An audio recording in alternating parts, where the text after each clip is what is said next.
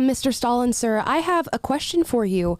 I was wondering, under your new regime, what are you going to be doing about civilian rights? Well, under the communist regime of New Russia, we are going to giving everyone individual rights under the limits of communism. I'm just having trouble understanding how you're going to be giving your citizens individual rights under communism. Well, they get the right to rat on their neighbors, the right to Gulag, the right to breadline, the right to be silent, all of the individual rights promised by communism. Oh, okay. And when is this being enacted? Right now. You are going to Gulag next, black woman. That's great. For asking too many questions. Asking too many questions. The KGB will come to your door and knock on it. I don't know why that caught me off guard there for a second. Anyways, guys, hi, welcome to our show. It is 2:30 on this fine. What is it? Wednesday? Is it Wednesday? Tuesday. It is Tuesday. Are you going to do the accent the whole? It's a very convincing Stalin because of the mustache. That's what everybody excuse me. That's what everybody keeps saying. They keep saying I look like dictator. Oh, that's I am interesting. fun guy. I like games and shows and all sorts of Russian fun. Gulag fun. Wow, are you really going to do this the whole show? No. No. Well, the reason we had this opening is because you might have seen a recent, I guess we call it press conference with the Taliban. I never thought I'd be saying that. But press conference with the Taliban where we had a reporter ask them about women's rights underneath, the Taliban regime that has now taken place in Afghanistan. And here was the answer. Hello, my name is Charlotte Dallas. I'm with Al Jazeera English. I want to talk to you about women's rights and girls' rights. I'm concerned about whether women will be allowed to work, that girls can still go to school. What assurances can you give to women and girls that their rights will be protected? Women will be afforded all their rights, whether it is in work or other activities, because women are a key part of society. And we are guaranteeing all their rights within the limits of Islam. Hello, my name is Charlotte Dallas. Oh, don't worry. Women are going to have rights so long as it goes along with Sharia law. Don't worry. We got you. We'll take care of you. All right, time to stop here. He still hasn't even said a word in normal English. I know. Scientists concur that all humans can now fly under the limitations of gravity. Did you just come up with that? I did. Good job. Thank you. We spent like 20 minutes trying to brainstorm your tweet, and then you just pull that out of nowhere. It just popped into my head. Wow. Well, there you go.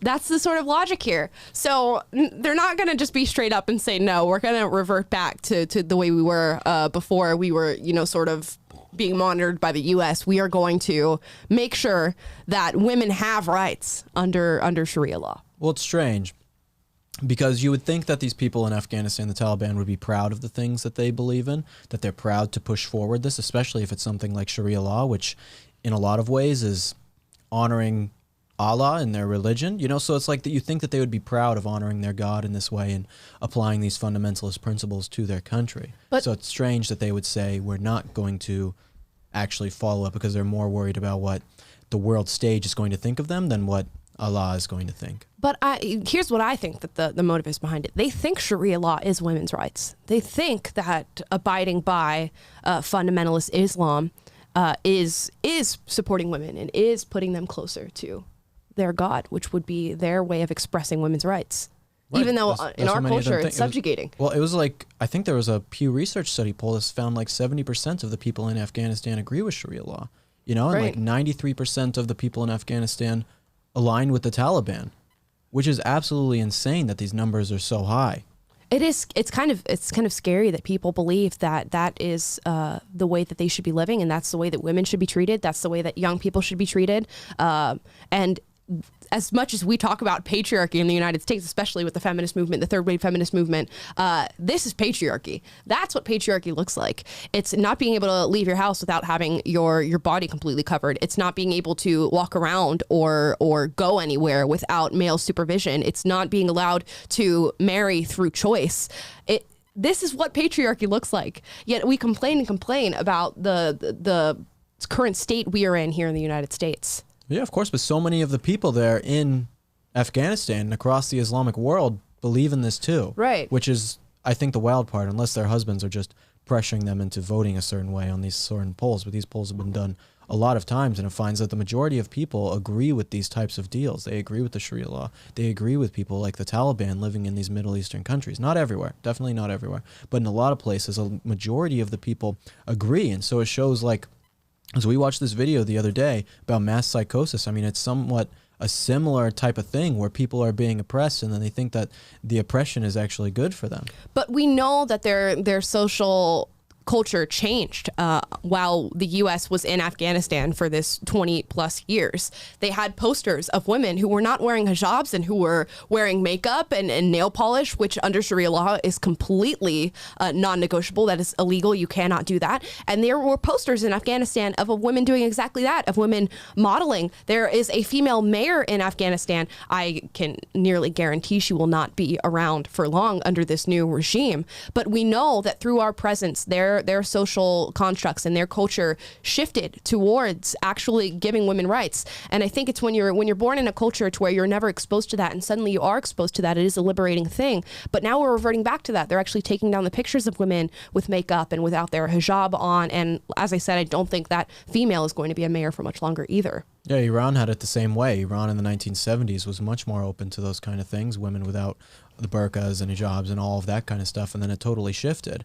And it's like, looking at culture and looking at different societies throughout history, you either have a culture that goes very far right and more to a fundamentalist far right aspect, as we're now seeing in Afghanistan, as we saw in Iran, as we've seen in many other places, or you have a culture and a society that goes incredibly far left. When corruption happens in your government, when the place that you're living starts to get too safe and too decadent, then you either have a culture go incredibly far right or a culture go incredibly far left. Right here in America, in the West mostly, all of the cultures are going incredibly far left. They're going the other way. But in other cultures, like in Afghanistan, they're going to the right. And it's just seems to be some sort of natural occurrence of cultures that are fed up with the current state of where they're in, and then this happens. Yeah, and here's a very interesting video that I found on Twitter today of women actually protesting the Taliban regime. Here's this video.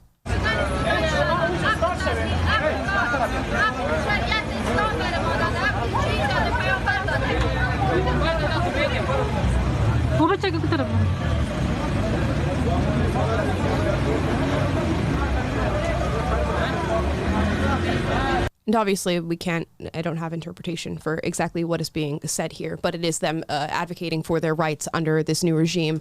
And that's what true bravery looks like. That is what true feminism looks like. I can't imagine the amount of fear that a woman would feel having this happen around her with in a matter of days, being under a new government that has no interest in giving you rights or freedoms or autonomy in any sense, and having to stand there and hold up a sign in front of them. That is what true feminism looks like. Yeah, and Americans take it all for granted. Americans say, oh, all these horrible things, the patriarchy here is killing us. I can't even, I don't know, what is something stupid women complain about? Usually when your gender studies professor doesn't give you an A on your report. Yeah. When they're oppressing you. When they say that because the word chimichanga has the word him in it, it's somehow oppressing them and ruining their self-worth as a woman. You get kind of a culture shock when you see women in some place like this actually coming and expressing what they're feeling and dealing with. Yeah, as horrible as everything that is happening in Afghanistan is, my one hope is hopefully that people seeing this in America who have fallen for this lie of leftism and this false narrative of oppression in the United States, hopefully wake up. Hopefully they can see this and go, you know what, maybe I'm wrong. Maybe life is not as bad as I think it is. Maybe they will express a little bit of gratitude for having the privilege and the honor of waking up in the United States. I don't think that's going to happen. Yeah, I don't think so happen either. whatsoever. Isn't that sad though? Like as bad as things are right now, and as bad as things are globally, as bad as things are domestically, people, I still don't think it's gotten bad enough for people to wake up and just appreciate the fact that we have freedom and not take it for granted. I genuinely think that we need to suffer more, and it's really sad. But I don't have a lot of confidence that things are going to turn around until enough people wake up. That's what we're trying to do every day here on the podcast is call attention to like, hey, cherish freedom. Look at what life is like without it. But I don't know. It's like the left or the radical leftist ideology that has permeated all of our institutions has gotten so far ingrained into our culture now, and it's in Hollywood, it's in academia, it's everywhere. It's been there for years and years, and we're so far removed from anything, any major suffering as a culture. I think that I don't know. What do you guys think? Are you more hopeful than me? Because even people look at Australia, all the stuff happening there right now, and New Zealand. New Zealand just put into a lockdown with one COVID case on the entire island of New Zealand. One COVID case, and they locked down the entire country. What kind of baloney is that? And so even Americans can see something like that, complete tyranny, complete shutting down of businesses, ruining people's livelihoods, potentially killing people with mental illness and anxiety and all those sorts of things, and suicide rates and suicide. But still, Americans are like, oh, that's great. I mean, Right. CNN. I was on the CNN post today, and I left a comment on there. If you guys follow CNN or I don't know, whatever, on Instagram, I hope you don't follow CNN. Okay, don't give them any of their followers. Just for Will's Anyway. comments on the trolling. Yeah, exactly. But they posted about the lockdowns in New Zealand, and I'm going through all the comments, and it's like, why isn't America doing this? Why haven't we done this sooner? Like, this is so good of New Zealand. People don't appreciate the things that they have until they're gone. It's like that song, don't know what you got till it's gone. I don't know that Pay song. paradise, put up a parking lot. I've never heard that song. Ooh, ba, ba, ba. Oh, You keep haven't heard singing this? though. Keep singing. You haven't though. heard that song? I have not. Yeah, it's Maybe if you sing the full thing, I'll know the song. it's Counting Crows. No, not my thing. That's Sorry, my Will. favorite band too. Don't know how I'm I sure missed people that in the one. comments will know the song. But I'm sure. you have to think about the driving factors between our ideology and their ideology, and ours is that we are so scared of death, we are so scared of suffering, we are so scared of being offended, we are so scared of feeling sad, we are so scared of simply the idea of oppression. Inconvenience. Scared Of inconvenience. Yet the women in Afghanistan and in the citizens of North Korea and people living in China are just so accustomed to death and suffering and sadness that it almost feels as though they don't even know that it's happening around them anymore. And I bring up Yeon Mi Park all the time. She talks about how true oppression is not even knowing that you're oppressed, being completely subverted by your government and the people around you, and being forced to believe that this is what true freedom feels like. This is what living feels like. This is what life is truly like, and not knowing anything outside of that. And in the United States, we have the luxury of knowing what true freedom feels like. We have the luxury of knowing that we're oppressed and being able to stand on public forums and tell everybody about how sad we are and about how much we suffer and about how scared we are of death and how we'll be willing to limit people's freedoms to escape death. And that's the differences between our societies and theirs. Did you ever see that movie, The Village? Yes. M. Night Shyamalan movie? Where all those people are trapped in Don't that... spoil it. I haven't seen it. I'm going to spoil it. Oh, Can I spoil it? I'm like going to close 15 my years ears. old. It's like You 15 make your years point. old. You make your point because I want to see it. Okay. But they're in this village, and then it turns out that the whole thing is a lie, essentially. And they're not really, in that time period. And it's like they have this sense of freedom, but they're living inside of a vacuum. And that's like how people in these other places feel when they're oppressed, and then they don't have to actually know what the rest of the world is like, so they think that they have this freedom, but reality, they're living inside this vacuum. It's like North Korea. Yeah, exactly. That's what I'm saying. It's like Yeah. the village is like North Korea. Okay. Oof. I missed all that, and then I heard the village is like North Korea, so I'm good. How? I hope you made your The point. movie was 15 years old. I just haven't seen it yet. and It's I not don't- even that good I of wanna a see it. movie. Well, great. At least it's not spoiled for me. Okay. The village kid sees dead people. Spoiler alert. It's an extra she hasn't sense. I do get that one. I've do seen you? that movie. I've Okay. seen that movie. All Okay. right, I'm sure. But yeah, it's sad to see everything coming out of Afghanistan. I think the whole situation could have been handled a lot better, and a lot of people are going to feel the heat of those consequences. I think regular people are going to feel the heat, but I think people with any sort of governance over this are not going to be feeling anything, and nothing is going to be done to reprimand people who made bad choices during all of this, because they never do. No, accountability has all but disappeared from America in recent years. What happened with our companies collaborating with China and the Uyghurs, and then what happened with Hong Kong? It's in the news for like a couple of days, and then everyone just kind of forgets about it. And it's like, yeah, but their loss of freedom is permanent. And their oppression or the genocide that's being committed, their lives are permanently over. And we're just over here comfortable, like, we get outraged for a day or two and send a couple tweets about it. And it's like, that's not okay. I know. Everything that happened, I have to sound out the words, okay? So guys, look in my face so I can say it, okay? I'm sounding it out. Rohan? Yes. The Rohan Rab Reek. Okay? Yes. And no one, I can't say it because if I do, this is going to get censored, okay? Yes, you're But you right. guys understand what I'm saying. The Rohan Rab Reek. Yep. All right? And no one is having to take accountability for that whatsoever at all. You blame it on some pangolin and bat and then all that stuff. It's one of the Watch stupidest your things language. I know, I'm trying to. But it's like, no one has to take accountability for any of these things happening. And it's sickening that the people in charge continue to get away with it. Even when alternative media, people like us and other sorts of groups, Breitbart, call these things out, nothing is done about it because the conglomerates just have too much power. The bureaucracy has too much power. The mainstream big tech media has too much power. It's like, man, they just get away with it. And people are too demoralized too. People are too demoralized to create enough of a demand to put pressure on anyone in any of these institutions or anyone in positions of power. It fizzles out after a few days, and the mainstream media has a big role in that by pushing other narratives and distracting people from things that are really going on. They got too much soma. Yeah, exactly. Literally, you have too much soma, and then you're like demoralized or not even realizing. And our heads are in the sand because all the things we're arguing about is putting gender theory and stuff and like critical race theory, our heads are in the sand, and they're laughing at us on the world stage while, China's taking over and tyranny's happening all over and people are being genocided.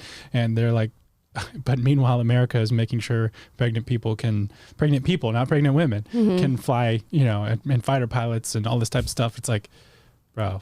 I know. And it's hard because as a person who is trying to find truth and trying to share that truth with other people, it is so difficult. You feel like you need like 17 heads to deal with all the different issues that are happening. And then we have the micro issues of cancel culture and CRT and race relations and gender theory. And then you have the macro stuff like China, like Afghanistan, like North Korea. And it's where do you focus your energy when really all of it's important in the grand scheme of things? Some smaller than others, but it's just so difficult. It's definitely more like there was that general talking today, and that general speaking today. A reporter asked him, said, "How many U.S. citizens do we still have in Afghanistan?" And he couldn't answer it. But I guarantee you, he could probably tell you how many trans people are in the military right now. Right. You know, it's like these are the priorities of the leaders right now. So true. We got the things that really matter are not being looked at whatsoever, and that's the downfall. And China, Afghanistan, North Korea, these countries, exactly, they're going far more right. They go to a more right fundamentalist look at the world, while the West continues to go more left. It's crazy to think about. Yeah, it's crazy to think about. Yeah, just put your oppression as an American citizen into the true scope of things, and tell me how you feel about that in the morning. We got a super chat from Dragon of War, although we can't answer the question itself because it is a violation of our nonprofit status to talk about politicians and the things that they say. But needless to say, we can all agree that what happened in Afghanistan was poorly done. If you want to look at that question. Amen. Now you just piqued everyone's curiosity. Go, John. I know. It's asking how a certain politician took care of a certain address in regard to what has happened recently in that country. If you guys don't know what 501c3 means, that means that PragerU is a nonprofit, which means that we can't support people in office, people out of office, political candidates, bills, legislation, anything like that. So we're obviously conservative. It doesn't mean we can't be conservative. I mean, it means that we focus on ideas instead of politicians and policies. Very true. And partisan stuff. Right. The 3 Ps. We don't touch them. Yeah. We don't need to. No. But anyways. Okay. Well, speaking of a micro issue, let's get into cancel culture. Bill Maher did a segment on his show a couple days ago talking about a recent, faux pas with Matt Damon. He came out and said that he used to say the F word in relation to gay people, a homophobic slur. You guys can be creative and think of that on your own. And Bill Maher came to bat to defend Matt Damon. Let's get into this clip.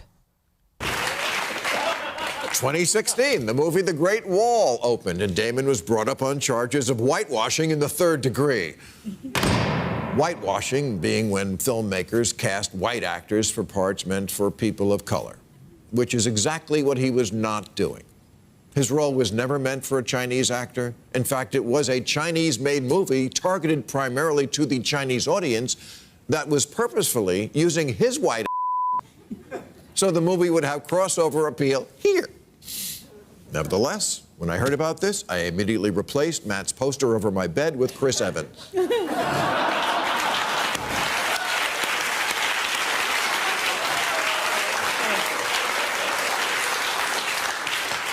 2017, in the early days of the Me Too movement, Damon was locked up in Alcatraz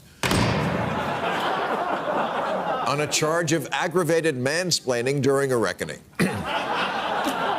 and was sentenced to not less than 1 year of having to shut up.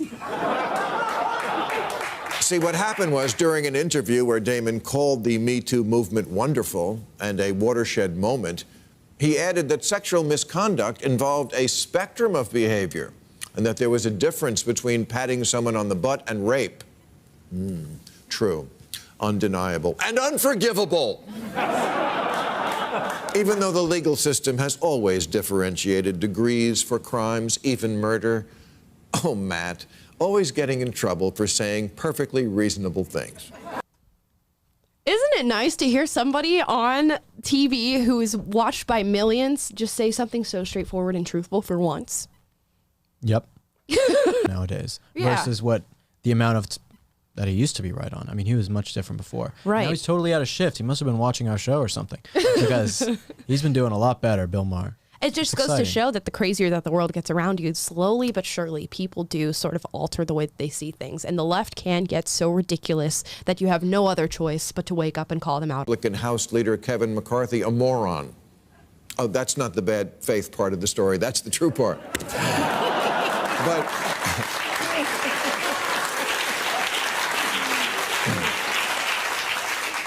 But a few days later, McCarthy was speaking to a group of Republicans and said, jokingly, but he is Kevin McCarthy, he said that if Republicans took the House in 2022, quote, "I want you to watch Nancy Pelosi hand me that gavel. It will be hard not to hit her with it." Pelosi's office called it a threat of violence.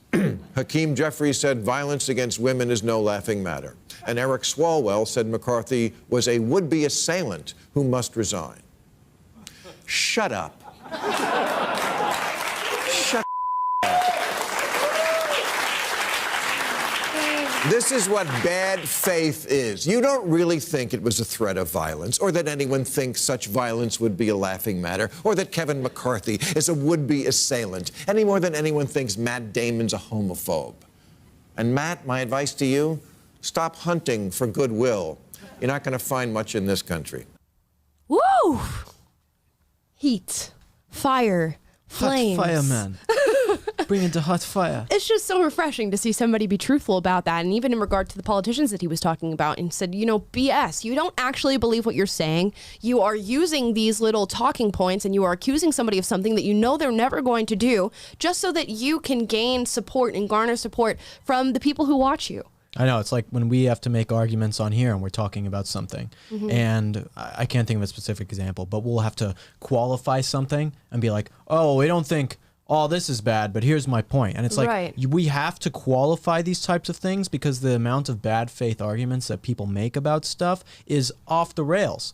And people will make it so that you're really saying, like, it's the thing that happened with Candace Owens. Like, this was maybe 2 years ago, you guys remember this? And her quote-unquote Hitler comments about that and doing it right. And it was like, that is the stupidest thing I've ever heard. Like, you really, really, in your heart of hearts, or when you look at what she's saying, you think that Candace Owens was trying to support Hitler there in that comment? Like, come on, man. Like, it makes no sense, but you're making a bad faith argument to try and make her look bad. You know it's not true. It's just ridiculous. It's ridiculous posturing by them. And that seems to be the name of the game when it comes to politics. Who can make the other side look the worst, although the left tends to be more of a perpetrator of this than the right. But that's just how we fight these days. It's not on logical arguments. It's not on the basis of reason. It's not about using evidence to back up a claim or explain why intellectually you think this policy would work better than this one or why you think our society should move in this direction. It's about how can I make this other person look evil rather than telling them what the truth actually is. Well, we were talking about the Jonathan Haidt thing the other day, and there's a difference between the left and the right. And the left are the ones who think that conservatives are evil. I've met lots of people, happens all the time, who don't like me and think that I'm an evil person just for the views that I have. Mm-hmm. And conservatives think that leftists are misinformed and can just be changed. That's kind of the difference between us. That's why more of these bad faith arguments and things like that happen from people on the left, because unless you're a conservative acting like a leftist, but they happen from people on the left because they're the ones who think that we're evil and they think that we, are actually out there to try and hurt everything and destroy everything. Right. Whereas we're trying to bring people back to their morality. Right. It's like we saw when Ben Shapiro was on Bill Maher last week, and we reacted to that like Ben was trying to drive home, like, why are you defending critical race theory? Explain it to me, because here's what critical race theory is. Here's the effect that it's having, and it's racializing everything and making everything worse. And the guy kept, rather than addressing Ben's specific argument, he kept reframing the conversation based on, well, you don't want to teach real history in schools. And it's right, like and that. Your show sucks. And Yeah, all this type of stuff, and they don't want to face the actual argument, and they play the games. And just if the truth is on your side, then you don't have to resort to engaging in discourse with dishonesty or disingenuously, like Bill Maher is describing here. So have enough discipline to flesh out your arguments and not play those games, because you don't have to. Yeah. And we see conservatives do this too. I don't want to just say that this is a problem with the left. Right. We see conservatives it's all on the internet. It's a tempting thing, because social media, especially these days, has become like, it's like a dunk contest. And like, how much can I dunk on the other side? So true. Oh, they expose themselves here in a way that I can reframe what they said in some way that I can just get an easy dunk on them and get a lot of retweets. And like, that's not productive, and you're not changing anyone's mind with it. And you might feel good for a second, but nothing really good comes out of it. And there's much better ways, but it takes more intellectual labor. It takes more maturity and depth and discipline to actually formulate arguments and articulate yourself. But that is actually what gives you a chance at persuading someone. And just playing the game, it doesn't achieve anything. I go on conservative Twitter, and it's just so many of the tweets on conservative Twitter are just people responding to the same tweet, quote tweeting the exact same tweet, saying something that is maybe a little bit different, maybe a couple words are switched out, and it's just like, dunk on it. Right. It's like, who has the best comeback? Like, just because you are a conservative or a quote unquote free thinker does not mean that being a part of the dunking herd, as I'm going to now label it, the dunking herd is essentially what it is an admirable thing.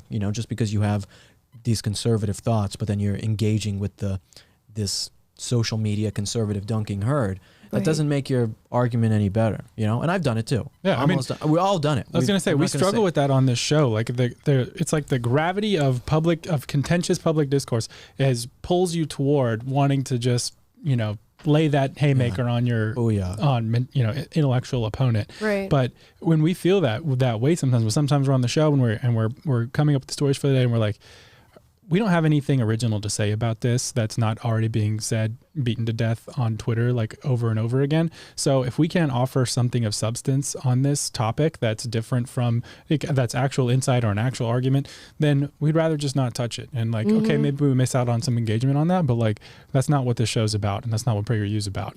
Right. Other people will talk about it. Yeah. There's no doubt that other conservative personalities will talk about it. You're not missing anything. Yeah, exactly. They're all covering the same thing from the same angle, dunking on the left.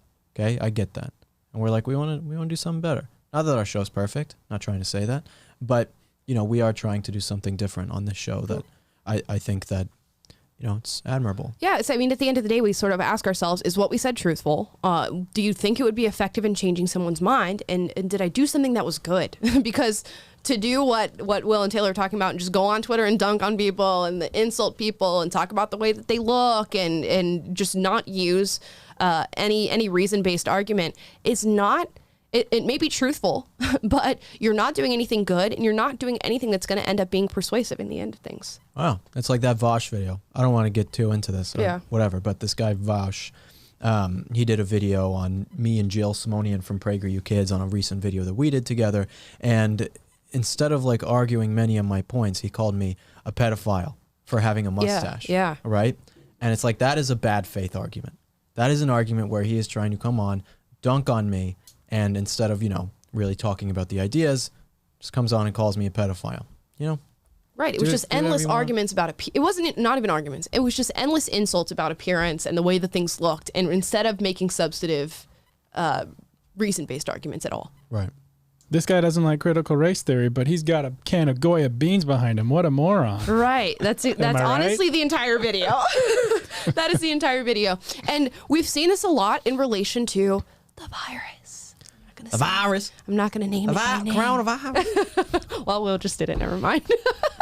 But it's these bad faith arguments where if you hold a conservative stance on anything in relation to it, you are a killer. You lack empathy. You want people to die, and you don't care if other people live or if they get sick, and you don't care about anybody's well-being, when certainly that is not the case. And it's this effort to dunk on people and characterize them as something that they're not, and fulfill this caricature of what conservatives are meant to be, these evil, mean people who don't care about anybody. And on the other side, we're just trying to say, look, this isn't logical. And we have a perfect example of that. This is a video out of Australia. Let's get into it. There will be no removal of masks to consume alcohol outdoors. So you will no longer be able to remove your mask to drink a cocktail at a pop-up beer garden on a footpath as part of a pub crawl. There will be... Mate, there will be no beer drinking on the pub crawl, mate. All right? No beer drinking at a pop-up beer garden on a footpath as part of something. Pub crawl? As part of a pub crawl. There's just so many little caveats to that. It sounds less tyrannical when you say it with a cool accent. I know. I'm like, bring it. Yeah. I mean, I want. When you say I'll things like wear my beer We're going mask. to take all those rights away, all right? We're going to take them all away, throw you in jail. All right? It's like, okay. All right, mate, take them. Take my rights. Don't even want them, mate. You can have them. It's just, I don't know. It was like those so things oddly anyway. specific. Yeah. You're going to be stuck in jail like a Joey in a Roos patch, all right? If you have one leg and you're rolling down a hill at a 30-degree angle, you can't take your mask off, man. All right? Anything else is fine. Kids in the schoolyard next to the swing set by the yellow swing must wear masks or you're going to be arrested. Or you're going straight to jail, man. Yeah, it was oddly specific. Yeah, no, but obviously so lacking of logic that it's just beyond me. You can no longer drink without wearing a mask. I know. I think he tried to make it more specific there at the end because of how ludicrous the beginning was. We tried to soften it, It's Right. like he's trying to play it off a little bit and, to rationalize it. But it's ridiculous. Ridiculous. You can't wear... You have to wear a mask while you drink outdoors? How do you do Wear a that? mask while you drink. How do you do that, man? That's impossible. And now they're doing these nationwide regulations and lockdowns because of one. Well, that's New Zealand. Oh, That's a well, I Kiwi. attach them. I attach Australia. don't New say Zealand. that, my way. Sorry, Not the guys. same. Sorry Not the if you same. Australians are watching. But New Zealand is doing a nationwide lockdown because of one case. I know. I want to go see the Lord of the Rings set. I want to go see It's like, all of that. How is that going to work if it's endemic to the rest of the world and it's an unextinguishable thing for the rest of the world, and yet are you just going to never let anyone from anywhere else in your country? Well, if they only had one case, why don't they just lock down that one person? Because if No, that the whole sounds- country has to quarantine, and the one The person whole can do it. country. 'Cause you never know. I just came up with a solution. Take the one person, ship them somewhere else. To the gulag. No, not to the Gulag. Why don't we take quarantine Bikini them Bottom? for 2 weeks. I mean, Yeah, they quarantine should them for- if quarantine it's one themselves. They person- should be. That's originally what everything should have been in the first place. So the 6 stay home and quarantine, and everyone else. Exactly. It's one guy. How many times have we talked about this? Like, not just we on this podcast, but I mean, like, society rehashed this. It's so Well, it crazy keeps to me getting that we're stupider, still so- having these stupid conversations. I'm I so know. tired of it. I know. Well, It is like can't this, get too tired of it. 'cause I know. It's going to keep happening. and it's your job. I know. Well, it's like reality's at stake, so you have to, keep fighting. But it's like, bro, It's just this never-ending saga of just like, this happens, so we need to do this, and this happens, so we need to do this, and if you don't comply, you're evil, and you want to kill people. Listen, eat good food, exercise, get some sunshine. Like, you're gonna be fine. You're gonna be fine. You're gonna be fine, mate. Just drink some water, get some sunshine.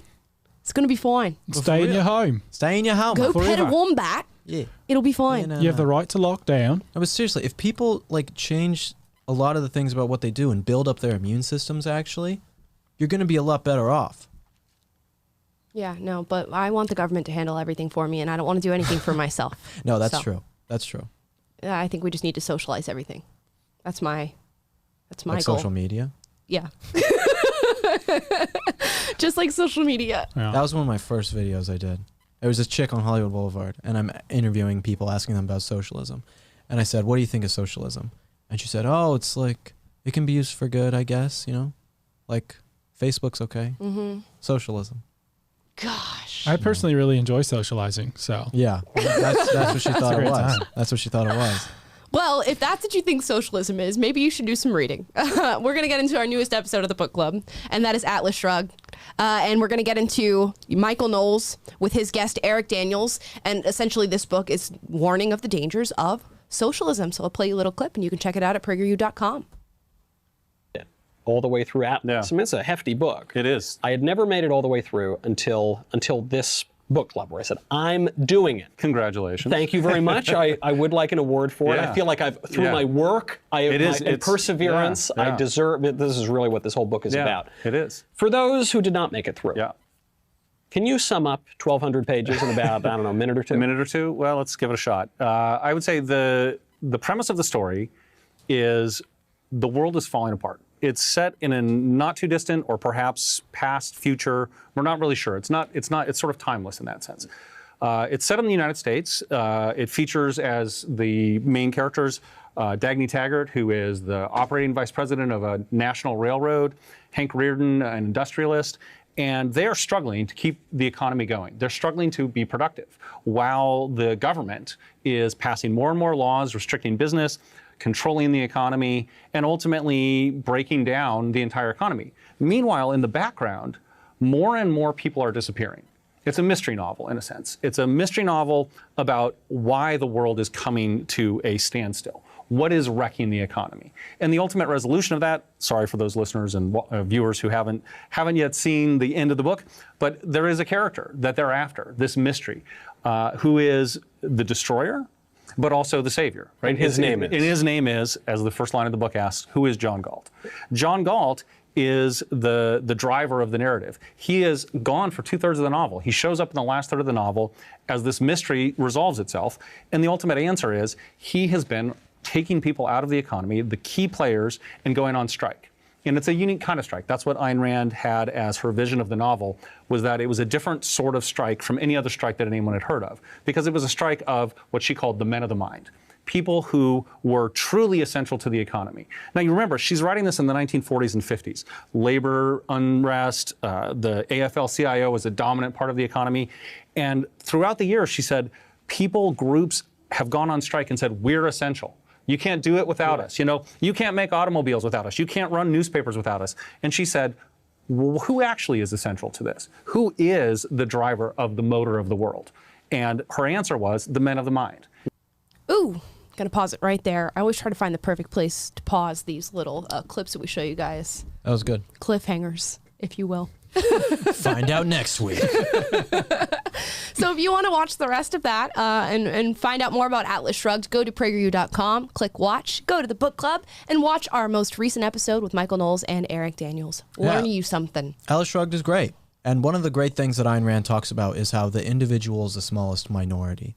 There's some things I disagree with Ayn Rand on, mostly about she's an atheist, but on a lot of the stuff I definitely do agree on. And the individual being the smallest minority is a great thing to talk to people about when they try and break themselves down by their intersectional benefits and say, I'm black, I'm lesbian, I'm trans, disabled, midget, whatever they are. And it's like, but at an individual level, what are you? And that's something that is good to talk to people about, to actually change their minds on a lot of issues. Ayn Rand had a lot of things that if you read her books and all of that, you can find out a lot about actually talking to people about those things. So I definitely recommend it too. Yeah, it's interesting, the left being so focused on intersectional identities and who you are as an individual, yet so collective at the same point, to the point where their sort of policy would erase everything that it even means to be an individual. Yeah, the actual individual is not represented in a socialist or far left-wing ideology, because it becomes a collective of minorities. Yet they're so obsessed with what it means to be an individual through their scope of intersectionality. Yeah, but it's not really an individual. Right, because it's a, like, black, you know, or gay, black, categories. It's categories. Trans. It's categories of minorities, but not Group looking at what, like Amala is black, I think, half black, 50%. and then someone, I don't know, who's another black, Michael Jordan. Okay, he's black. Okay, but Amala and Michael Jordan are completely different people. Yeah, you know, so it's like you can break them down and keep breaking them down. Eventually, you get to they're black or they're human, whatever, but you break them down even farther in their separate groups, and it's like then you eventually get to the minority as the individual. Right. It's like just because you are black, just because Taylor and I are both white, straight men, then you can't break us down the same way either. It's so true. And Will and I did a recent reaction to a Jubilee video where they brought together a bunch of white people to discuss race and to see where they lie and see if they all thought the same about it. And a commonly held view on the left is that because black people are black and we share that trait among us, that we share this sort of cultural bond between us of being oppressed, when that is certainly not the case. So the lens at which the left looks at the individual is completely off base. It is completely wrong. Yeah. What do you think about the idea? They always use this argument of, well, black Americans have a shared experience that creates a separate category for them. We don't.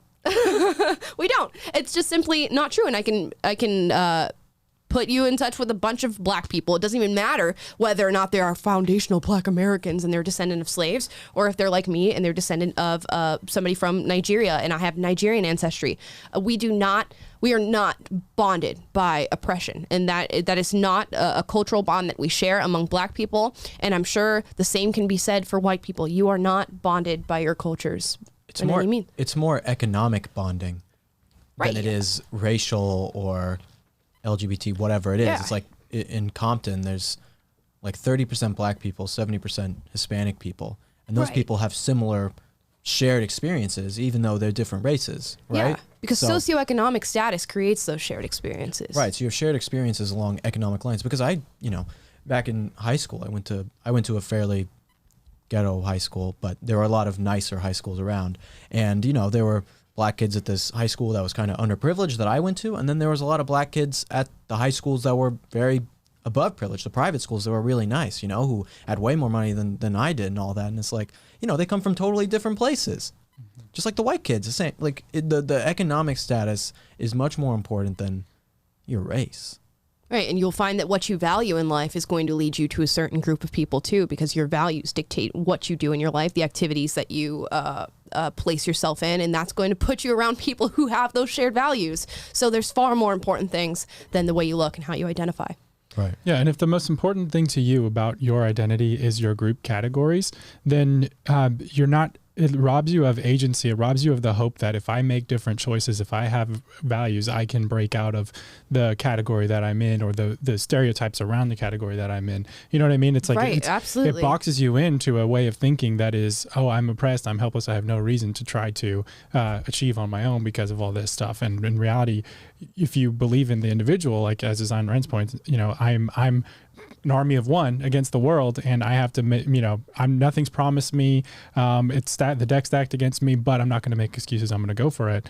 That mentality comes from having your identity as an individual and not as a part of a collective. Right. Yeah. When they tell everyone that they're a part of this collective, like this collective oppressed, then you lose yourself of individual identity. You do. So and then when someone comes and tells you, oh, you group of people, you're all oppressed, they don't say, I'm going to critically think about this. They say, oh, I'm a part of this group of oppressed people, and then I'm going to rise up by whoever tells me that I'm oppressed and do whatever they want me to do. Versus you making your own decisions as an individual and saying, these are the things that I believe or hold true, or whatever, and then making decisions based off that. Because when you have someone else identify the things that are most important about you, then you lose all agency in being able to decide what you're going to do with your life.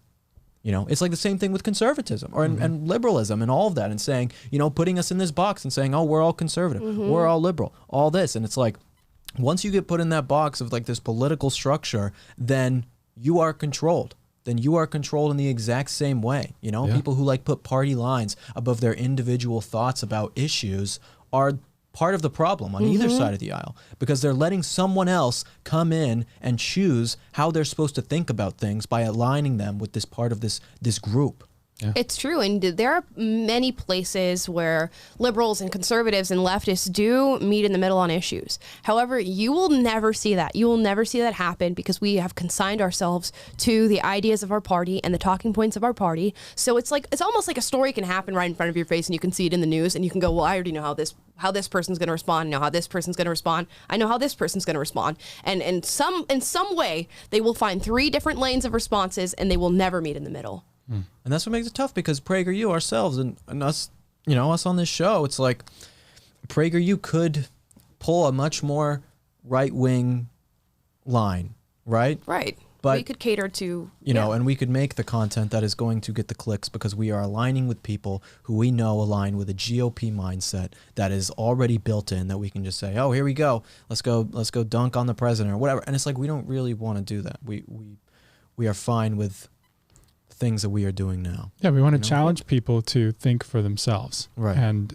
that is what you should always do. I mean, I know we're kind of going on this a little bit, but one other thought that I love from Ayn Rand is the idea of rational self-interest, and which is that is the engine of what makes capitalism work. It's what makes it's a fundamental, true understanding of the way human beings are wired, which is to act in your own rational self-interest. And whenever you adopt a group mindset, you're outsourcing the rational part, or acting in your own rational self-interest. You're just outsourcing that to what the government tells you to do, or what society tells you to do, and it's no longer about me acting in my own interest. It's about me following the herd. And I think that's a huge distinction that can be the downfall of a culture that's built on individualism, like we had in America. Right, and don't forget that can't be an Ubermensch if you follow the herd. It's true. And rational self-interest does not mean that, like, oh, I'm whatever's going to help me succeed, whatever's going to help me survive. It means like the love that you have for your family, the love that you have for your community, wanting to build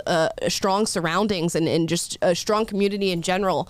And people can get that twisted and think that we're just saying that you should be completely self-interested. Right. And what socialism and communism get wrong is they fundamentally misunderstand human nature, and they assume that human beings aren't rationally self-interested and are fundamentally going to be, like uber altruistic. Yeah, exactly. Yeah.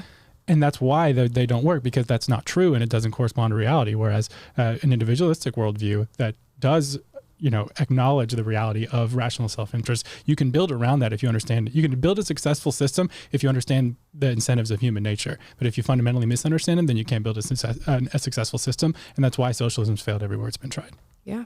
We're not innately altruistic No, we are not. in any sense. But yeah, that is what we tried to do here at PragerU. And funny enough, today is National Nonprofit Day, and it is in the midst of our fundraising month. So if you would like to support the content that we're making here, which you already do by watching, but if you would like to, monetarily support what we're doing here at PragerU, you can go to prageru.com/donate. You can give us a one-time donation or a recurring donation if you would like to become a recurring donor. Any amount is amazing, and anything that you can do for us really helps us create more and more content for you, which we are trying to do on a daily basis. Yes. Now we're going to get into a super cool video that just demonstrates a prime example of what it means to have manhood and what it means to be a protector and a man who is, looking to save others. This is a crazy video out of, I think, some sort of like aquarium, or I don't even know what this. Some rescue? I don't know, mine. See someone. I don't know. Let's get right into it, though, so you guys can see it. This family is enjoying a birthday party at a local animal entertainment zoo. Suddenly, the alligator attacks. The beast bites down on the trainer's hand, so she jumps into the glass enclosure to get better leverage. Hey, we got trouble in here! Then, the gator whips the trainer underwater, getting her in a death roll. One by one, the kids are taken away. That's when a brave dad, Donnie Wiseman, who was there with his family, leaps in to do what he can. Without hesitation, he gets on top of the alligator and holds it down. Then the female trainer is able to break free and is pulled to safety. And all this time, the hero dad remains in the enclosure and continues his epic battle with the alligator. Then the female trainer returns and tries to help the dad. She tells him to try to sit upright. That's when he finally finds a way to escape. She's there. Now he's being dubbed Crocodile Donnie, after the famous movie character Crocodile Dundee. Crocodile. Amazing. Donnie, Donnie, man. Belly some crocs, Dude, the amount of bravery that it takes to see that happening and go, I'm going to jump in there and get on top of that alligator is insane. Or crocodile or whatever it is. It was an alligator. I would for sure do it. Oh, There's yeah? no doubt. Oh, yeah? Just for the vid. Oh, my God. Just for the story. Okay, Will. Yeah. I'm like, maybe you would. If I was getting attacked by an alligator, would Will jump in and try to save me? of course I would. Are you joking? Why do we even have to ask that question? I'm just trying to think about it. I would have to save the alligator from you, probably. You'd probably kill the alligator. I have to save it. But it's so cool. It's just such a demonstration of real manliness. I'm offended. That was an example of toxic masculinity. It should. He should have let her wrestle the alligator. Yeah, she's a woman. She can handle it herself, okay? Exactly. She doesn't need a man to help her battle this alligator. Imagine if she's just like under the alligator and she's like, "Sir, do you not think I'm trained to handle this situation?" Oh, you don't think I can do it? I can do it. I'll take this alligator off me right now. Oh, she's like, "Sir, get out of the enclosure. I can handle this." Matt, you're looking like you're struggling a bit. Oh. Coming here to help you out. No, that's amazing. That was an amazing video. Crocodile Donnie, man. He's got a story for every barbecue that he goes to from here on out. Who let this guy in? Hey, let me tell you guys a story about the gator again. Crazy, right? He like wears the little like gator apron when he's barbecuing now. Man, this weather's crazy. Wait 15 minutes and it'll change, though. All right? We're having gator for dinner tonight, honey. These are Kobe beef. You know? $35 a pound, Jeff. Good. Just trying to be a white dad. Yeah, I know. It was pretty good. It was pretty accurate. Yeah. It was pretty accurate. Okay. What was the joke that we did about dads? On our way to Vegas, we had this running joke. What was the one we were saying? Oh, yeah, that funny one that I can't remember right now. Oh, man. You guys had to be there, I guess. Yeah, you guys had to be there. There's like, it's a hot one. Dads always say that. White New Balance sneakers. I don't know. That middle class fancy. Oh, it's you know, it's hot out. The dry heat's hot, but it's really the humidity that'll get you. It's the humidity that gets you. Yeah, That's what exactly. It is. Oh, that's the white dad thing to say. It's the humidity that gets you. Am I right? Oh, gosh, that's amazing. That was the joke. Well, that was a great joke. I'm sure he had to take his wife Nance to a nice steak dinner at Chili's after that. Crocodile Donnie. We need to make a movie about him. Honestly, a feature film. It'll just be this video playing over and over for an hour and a half. When women get attacked by alligators. You remember the guy in Florida that rescued a puppy from the alligator? That yes, was a viral with the video cigar still in his mouth. Oh yeah, he had a cigar the whole time. Insane. Sick. Okay, see, manly men are not dead. Make men masculine again. No, make men battle alligators again. Yeah. This is like, it should be like ancient Sparta, where to become a man, you have to battle like a giant animal. To battle an alligator. I support it. In theory. One more segment. This is something that was trending on Twitter yesterday, and I just want to get the audience's opinion on this, and then we'll get Will and Taylor's as well. What is the most stressful movie you have ever seen? I have mine. You have yours? I have mine. It's definitely Saving Private Ryan. The final scenes. Oh yeah, the final scenes of that movie. It is so stressful.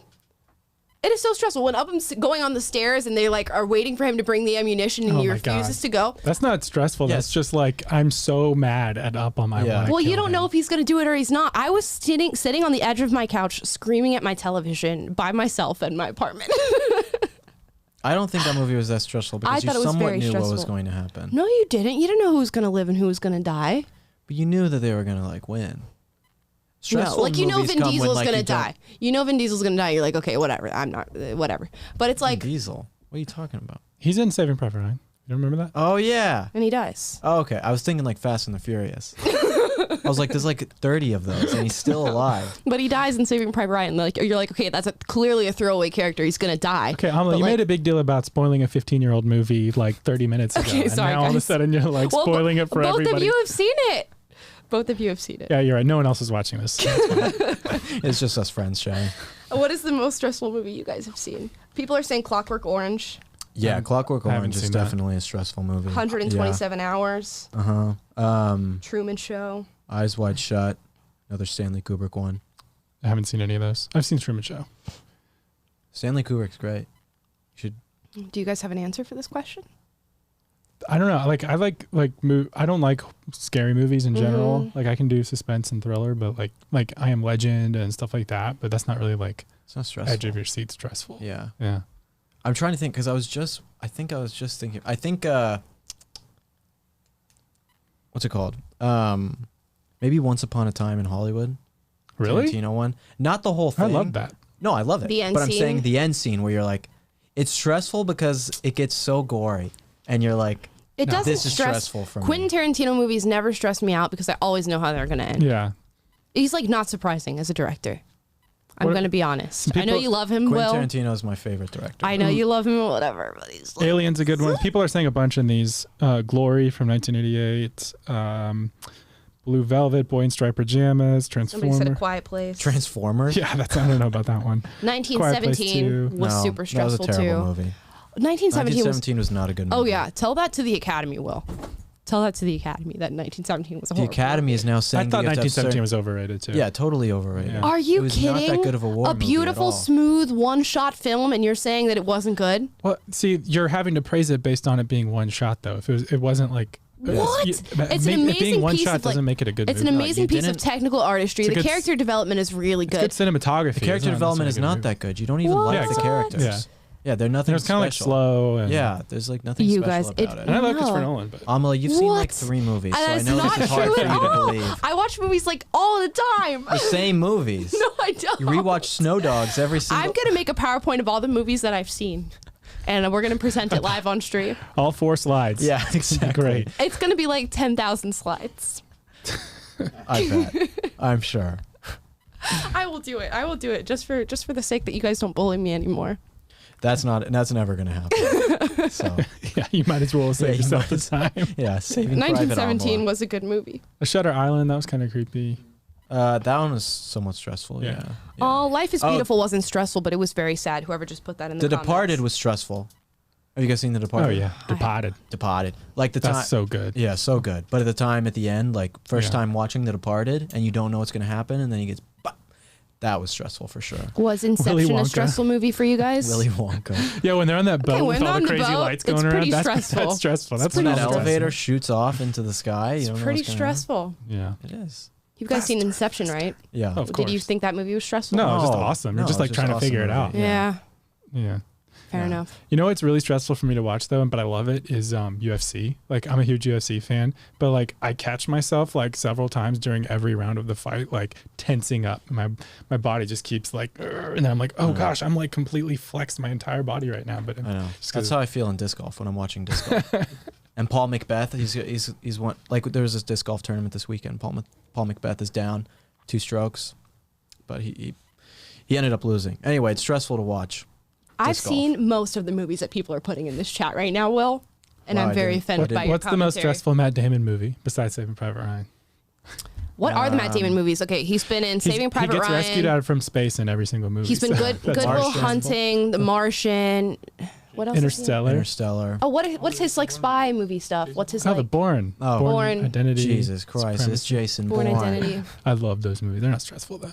What else they're is he in? stressful. He's in a lot of other stuff. Good Will Hunting. Wall. did you Oh, get that? a stressful movie that he's in is Mr. Ripley. Have you seen that movie? Oh yeah, that one's really Yeah. stressful. That one's stressful. I hated it. Yeah. I like the boat scene. I don't even want to. Yeah, it was kind of gross. It was gross. Yeah, That movie is stressful. That's a very stressful movie. yeah, that was actually. So we bought a zoo. Oh, I loved that movie. I love that movie too. I love a good Matt Damon movie. People hate on Matt Damon, but I like Matt Damon a lot. When I was a kid, my mom would get mad at me because I thought Matt Damon and Mark Wahlberg were the same person. I I They actually literally, kinda look alike. I just Yeah, had they a do. conversation with my friend about this the other day. I was like, sometimes I can't tell them apart. When I was like a kid, I couldn't either. He's like, they don't look the same at all. I thought they looked the same. I thought they looked I think the they same. look very similar. Yeah. They do look very similar. Someone said The Great Wall is stressful to watch just because it's horrible. Yeah. It's stressful to didn't watch see with how it. bad it is. Yeah, I don't know any other stressful movies you guys can think of. If not, I don't know. our show's We've over. kind of been talking about this for a while. Yeah. Well, that's don't know, the that's last about it. segment of the day. Yeah. So That's about it.